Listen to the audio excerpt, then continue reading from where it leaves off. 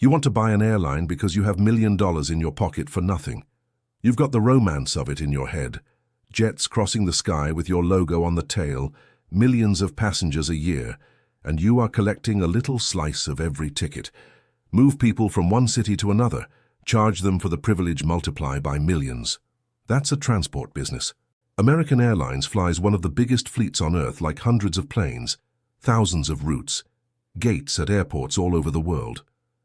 The entire company, every jet included, is worth somewhere around $6.5 billion. But Americans' frequent flyer program advantage, the little scheme that hands you miles, has been valued at around $26 billion.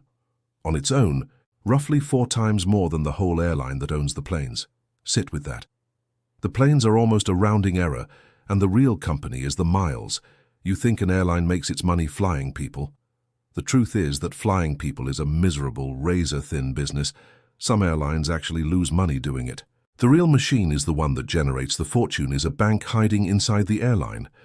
A bank that prints its own private currency called miles, sells it to the world for cash, and flies planes mostly to keep that currency feeling valuable. An airline, when you look at the money, is a credit card company that happens to own some jets. By the end of this video, you'll understand why the flights are almost a marketing expense, how the airline prints billions of dollars of currency out of literally nothing, and why, when the world stopped flying, airlines didn't borrow against their planes to survive, they borrowed against their miles. Sit and listen until the part where the government finally realized what those miles actually are, because that's the tell. Let's go and buy an airline. In this journey, your first step, which is also the brutal reality of the thing you think you're buying, the flying. Running an airline is one of the hardest businesses on the planet. You buy jets that cost hundreds of millions each. You're at the total mercy of the fuel price, which you don't control. Your staff are unionized and can strike. A single storm, a software outage, a virus, a war in the wrong region, anything can make your whole operation seize up while the costs keep running. For decades, the airline industry as a whole has famously made almost no money, some of history's greatest. Investors have called it a graveyard for capital. If your plan is to get rich flying people through the air, you have picked possibly the worst business ever invented. So the smart airline stopped thinking of flying as the product.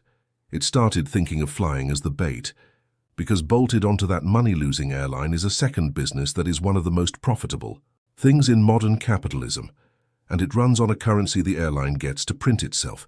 Here's how the printing press works, and it's genuinely wild once you see it. A mile is not a thing. It's a number in a database. It costs the airline essentially nothing to create. They can conjure 1 billion miles into existence by typing a number, so the airline creates this currency out of thin air. And then it does the clever part.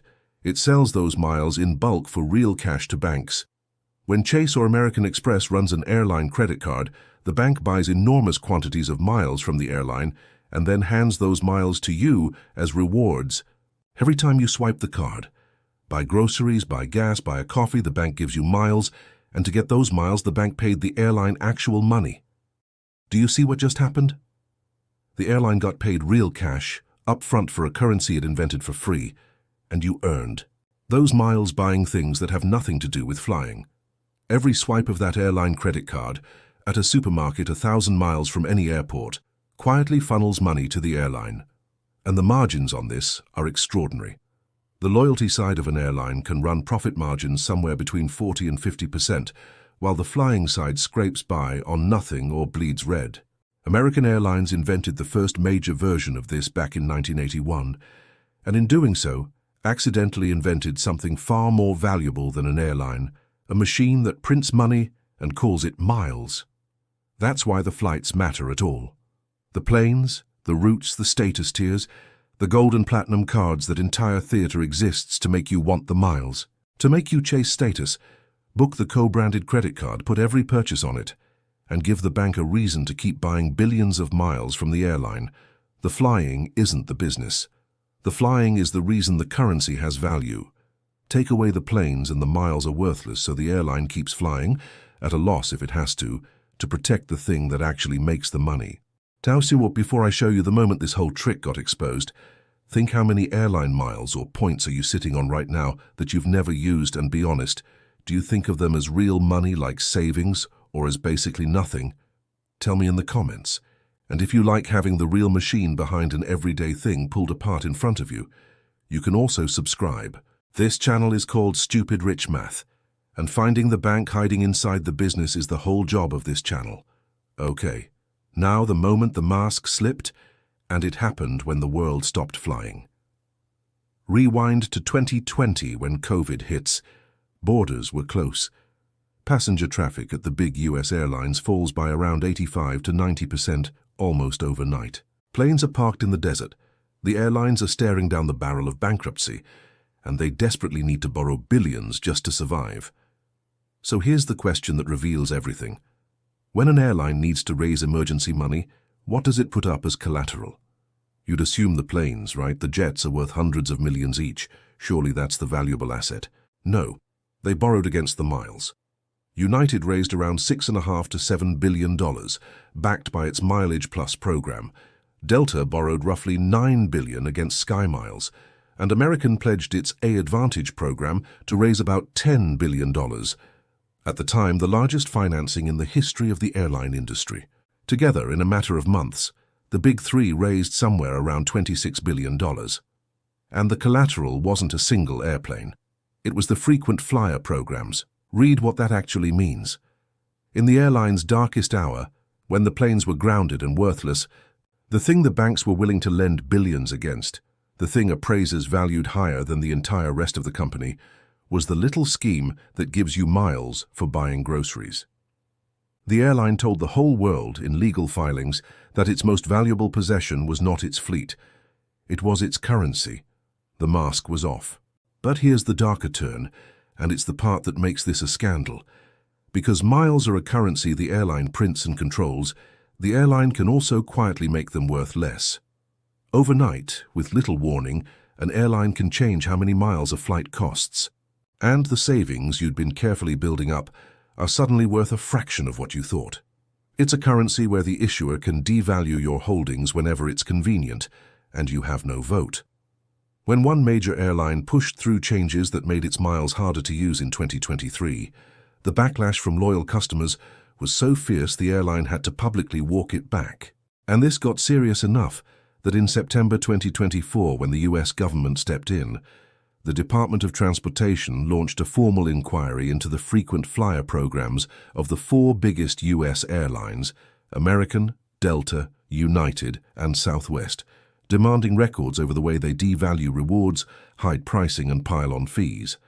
The head of the consumer finance watchdog said the quiet part out loud, that these miles have become alternative currencies, held by tens of millions of families who treat them as savings. Savings that a private company can shrink whenever it likes. That's the whole thesis confirmed by the federal government. The airline didn't just build a loyalty program. It minted a private, unregulated currency, sold it to you as savings, and kept the power to devalue it until Washington finally noticed and started treating it like the currency it always was. Now let me give you the threats nobody mentions when you're dreaming of your airline empire. Threat 1. All those miles you printed are a mountain of IOUs. Every unredeemed mile is a promise to fly someone someday for free. On the books, that pile is a massive liability. The big programs carry billions of dollars of it. American alone has had over $8 billion in deferred loyalty obligations. You printed a currency, yes, but every unit is a debt you owe in future seats. If redemptions ever spiked all at once, that beautiful printing press becomes a crushing bill. Threat 2. The entire money machine leans on one partner. The cash doesn't really come from you, it comes from the bank buying your miles. Which means your golden goose is a single co-branded credit card deal.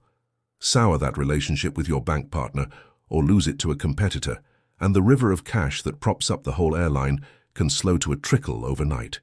Threat 3. The regulators are now circling the exact trick that makes the money. The devaluation, the hidden pricing, the fees, that's not a side effect, it's the profit engine.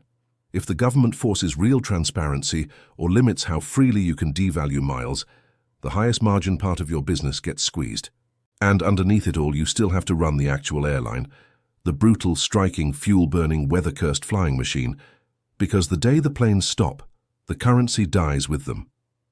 So let's do the real math on your airline. The optimistic version.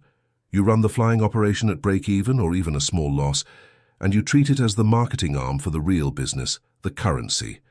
You print miles, sell billions of them to your bank partner, run the whole thing at a 40-something% margin, and watch a program worth more than the entire airline throw off cash year after year. Done right? An airline is one of the great hidden banks in the economy.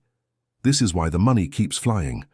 The realistic version, fuel spikes, a strike or an outage grounds your fleet, the miles liability balloons, your bank partner renegotiates, and the regulators clamp down on the devaluation that was quietly paying for everything. The difference between a money machine and a graveyard isn't how nice your planes are. It's whether you understood you were never really running an airline at all. And here's the reframe to leave you with. You walked in chasing the romance of it. The jets, the tail logo, the sky. That's the part they put on the poster. But you didn't buy a way to move people through the air. You bought a bank that prints its own money, wrapped inside an airline that exists mostly to make that money feel real. The flights aren't the product. They're the stage show that convinces a bank to keep buying billions of dollars of a currency you invented out of nothing. You don't get rich carrying passengers. You get rich printing miles, selling them to Chase, and flying just enough planes to keep everyone believing those miles are worth something. It looks like an airline. It has jets and pilots and little bags of pretzels. But follow the money and it's something else entirely. It's a credit card. It just happens to have wings. If you're sitting on a pile of unused miles, tell me in the comments how many, and whether reading this made you want to go spend them before they quietly shrink.